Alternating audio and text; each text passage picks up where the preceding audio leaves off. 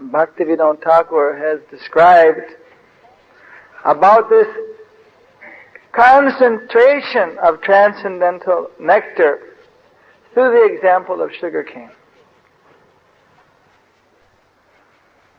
And I'm seeing how Rameshwar Swami is the expert cook to refine the juice. The sugarcane starts from a seed. One has to plant the seed in the ground, water it. Should be not too hot, not too cold. And it sprouts, it grows. The more it grows, the sweeter it becomes. When the sugarcane is ripe, then it becomes filled with sweet juice called sugarcane juice. Srila Prabhupada, our beloved founder Acharya, he would visit Mayapur sometimes and he would kindly accept some sugarcane juice with little lemon and ginger. And he would like it very much. Apart from taking the sugarcane juice as it is, which is a very refreshing and wonderful beverage, the sugarcane juice can be further refined to gur, brown sugar mixed with molasses. So the process is that one has to crush the sugarcane and extract the sweet juice. And he takes the sweet juice and places it upon a furnace. When one is looking what to cook the sugarcane juice with, what do you think is required? You'll be surprised to know that firewood does not have to be purchased, coal does not have to be supplied, no petroleum product is required. The crushed plant of the sugarcane, that is the fuel for cooking and concentrating that sweet juice.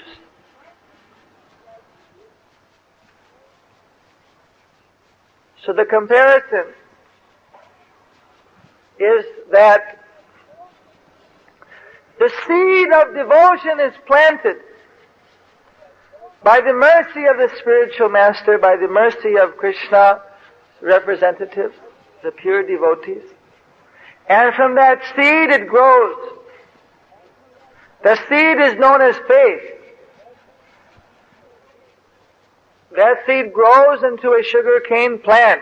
That plant is known as association of devotees. But so long as one doesn't begin to practice devotional service, the juice, the nectar, the sugarcane rasa is hidden within that stalk. So long as it is not taken out of the stalk, what is the use? One has to get the juice out. That taking the juice out, that juice is compared to the practice of devotional service. Bhajano kriya. But juice contains so many impurities. When one squeezes the juice, there's some dust, there's some green chlorophyll, there's various kinds of impurities mixed with that rus, that juice, that sweet nectarian water of the sugarcane plant. We personally grow sugarcane at Mayapur, and I have seen this process practically done many times. It is very interesting. So just like that in devotional service, the stage of anartha nibritti bhajan kriya, Devotional service following rules and regulations and the clearing stage to get rid of unwanted material desires is compared to the juice stage. So we put that juice in the kiln, in the furnace, and we burn it with its own stalk. This signifies that devotional service does not require help from anything else. Doesn't require from Gyan or knowledge, doesn't require from mystic yoga, doesn't require from mental speculation or from charity, fruitive activity. It nourishes itself. It's self-contained. So one takes that sugarcane juice, heats it, and brings it to a boil. One has to apply the heat, as Srila Rameswar Swami was explaining. One has to be in anxiety to satisfy his spiritual master. He has to be absorbed. Heart, soul, mind. That is compared to the heat. As it's boiling, as the juice is boiling, it starts off to be green in color. And one sees a foam form, a grayish foam containing these small particles of stick and other impurities that was floating and suspended in animation within that juice. So as this foamy impurity rises, an expert cook has to be present. That is the intelligence. Intelligence has to always be active, conscious, Krishna conscious.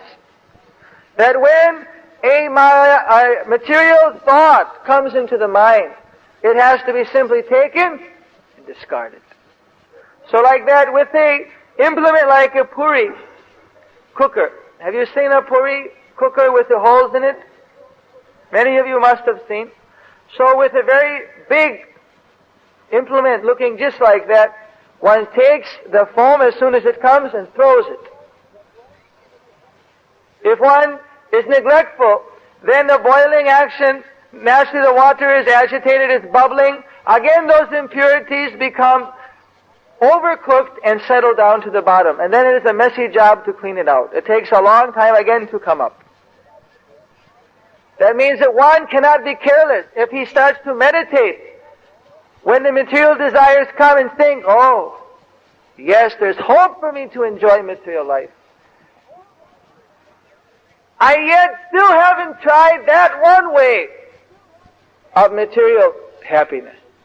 Maybe there's a chance for me to become materially happy. If we are fooled in this way to think that this material world offers us a permanent status of happiness, then that impurity again mixes with it's not edible by human beings. It is very much appreciated by others. It is appreciated particularly by our four-legged friend, the dog. The dogs come and they eat that foam. And they get so filled with foam and sweet juice that they waddle around here and there enjoying. Half drunk. And they howl. Ooh. You see. So this type of impurities, they're good for people like dogs. And they can eat and enjoy in an unconscious state. But they're not meant for the purified, enlightened souls with spiritual wisdom. So as we take the juice, and now all the impurities have been thrown off, and it's cooking down and down, it becomes very, very fragrant. Very fragrant. At that time we take that scoop, and holding it up in the air, we test it. Is it ready? And when it's ready, then as the juice falls from the spoon, it forms a trail of toffee. And that toffee blows as a thin thread in the wind. So then we know that now this juice has become syrup. It has become ready to crystallize and make into crystal molasses or gur. So then it is taken down and put into containers. Best container is a clean earthen container. Put into the containers, but you'll be quite amazed to hear that on its own it doesn't crystallize. In fact, it will just stay a soup, a syrup, forever, if nobody intervenes. It's a very amazing thing. What one has to do is, if he takes one, it's a secret, if he takes one particle of sugar, one particle, and places it within that syrup, immediately it becomes crystallized. Just like a domino reaction, the whole thing breaks up into small granules of brown crystalline molasses. This seed is the mercy of Guru. One must get the mercy of his spiritual master to become fixed in devotional service. On his own, simply cooking will not be enough. He also must get the mercy of his spiritual master. He must take initiation and get his mercy. This is essential. So, that gur is compared to fixed. Now it is crystallized. It is fixed devotional service, nishtha bhakti. Practicing devotional service when one's mind is fixed on the lotus feet of Guru and Krishna. One further takes that gur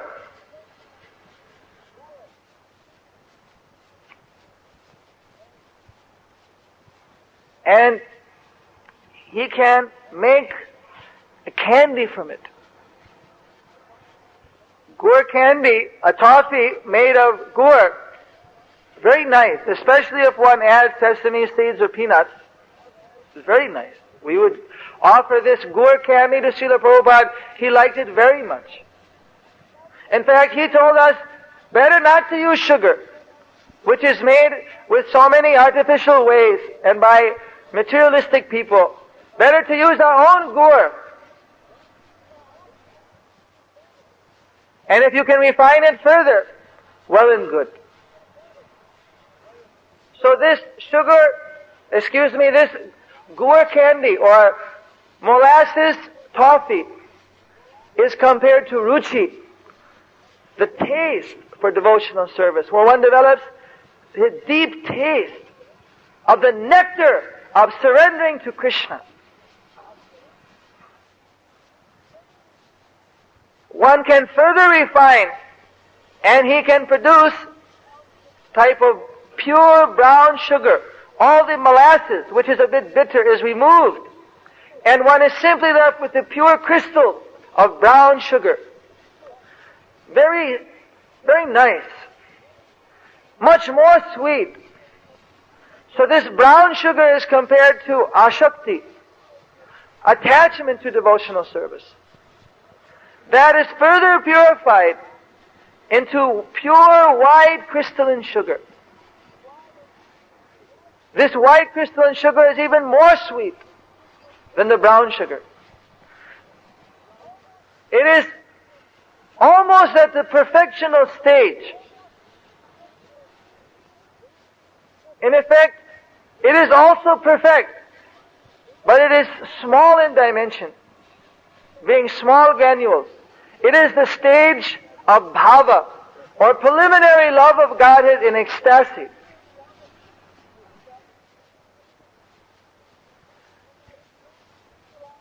When that is further crystallized and condensed by the mercy of Krishna, that becomes sugar candy. So sweet, the cure for many diseases, and the most refined stage of the sugar. that sugar candy is compared to pure love of Krishna, Krishna prema. So this is how we process the sugar cane. And this is how we make our advancement in devotional service. So how we are to apply the heat and how we are to refine our devotional mood. I was very much impressed by the great chef, our Acharya Sri Rameshwar Swami, who has given the practical method how this is to be done. Actually, the opportunity to be present in this assembly, to hear the pastimes of Lord Chaitanya from the Charitamrita, and to hear the nectar from the devotees' lips, is the greatest opportunity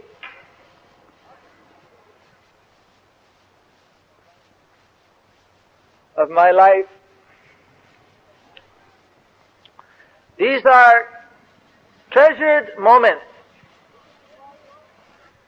because while glorifying the Lord, He is present.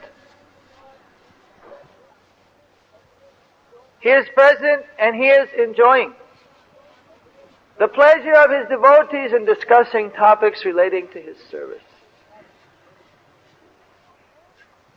We don't have the real taste. What nectar there is for those who are really pure. The Paramahamsas, who can relish these pastimes fully. When one is freed from all material conception and attachment, he becomes much more, or he becomes really capable of tasting this nectar. We who are conditioned souls, we are simply getting drops from that ocean of nectar. But those drops are like oceans in themselves. Even the great devotees and demigods are relishing so much the pastimes of Lord Chaitanya.